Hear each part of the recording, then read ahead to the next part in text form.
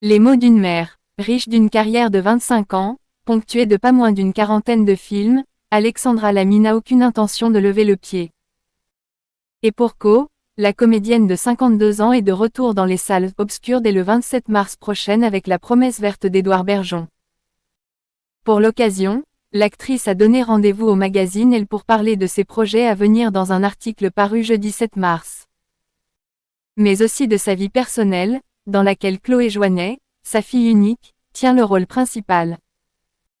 Devenue comédienne comme sa mère, la jeune femme de 26 ans s'est fait une coquette place dans le 7e art, non sans écouter les conseils précieux de sa mère. Car si l'interprète de chouchou dans la mythique série Un gars, une fille affirme avoir apporté tout son soutien à son enfant, qu'elle confie avoir tous les jours au téléphone.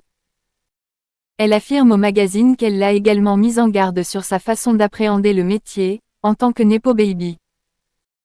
Ce statut de « fille » est sans conteste une chance, mais peut également se révéler être un inconvénient, selon l'actrice. Tu n'auras qu'une seule chance pour faire tes preuves, pas deux, lui avait-elle lancé avant qu'elle soit révélée au grand public dans Avis de Mistral, aux côtés de Jean Reno. Certes, sa voix porte. Pourtant, Alexandra Lamy se fait peu entendre. Pour preuve, la réalisatrice du film touché a même fait le choix de s'exiler à Londres entre 2013 et 2019, pour se replonger un temps dans l'anonymat, loin des confidences intimes. Mais lorsqu'un sujet la fait bondir, elle ne peut rester silencieuse. La dernière fois que l'ancienne compagne de Jean Dujardin a pris la parole pour laisser éclater sa colère, c'était le 12 février dernier.